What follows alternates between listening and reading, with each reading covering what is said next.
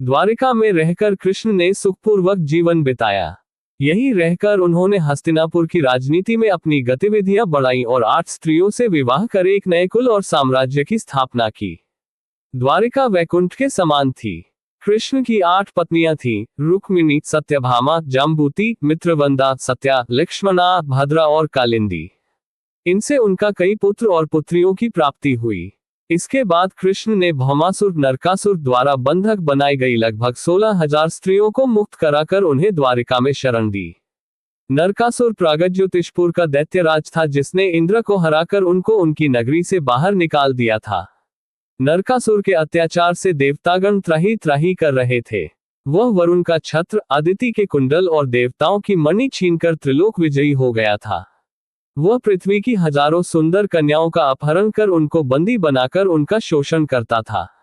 मुक्त कराई गई ये सभी स्त्रियां कृष्ण की पत्नियां या रखैल नहीं थीं, बल्कि उनकी सखियां और शिष्या थीं, जो उनके राज्य में सुखपूर्वक स्वतंत्रता पूर्वक अपना अपना जीवन यापन अपने तरीके से कर रही थीं।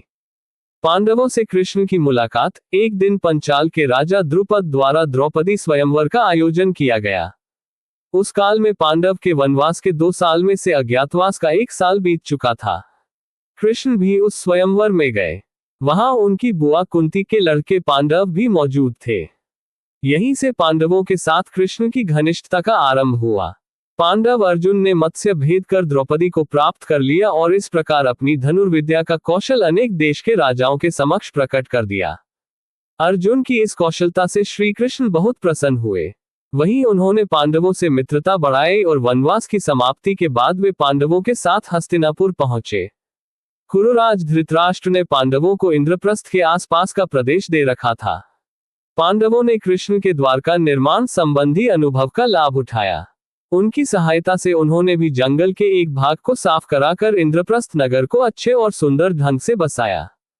इसके बाद कृष्ण द्वारका लौट गए। फिर एक दिन अर्जुन तीर्थाटन के दौरान द्वारिका पहुंच गए। वहां कृष्ण की बहन सुभद्रा को देखकर वे मोहित हो गए। कृष्ण ने दोनों का विवाह करा दिया और इस तरह कृष्ण की अर्जुन से प्रगाढ़ मित्रता हो गई।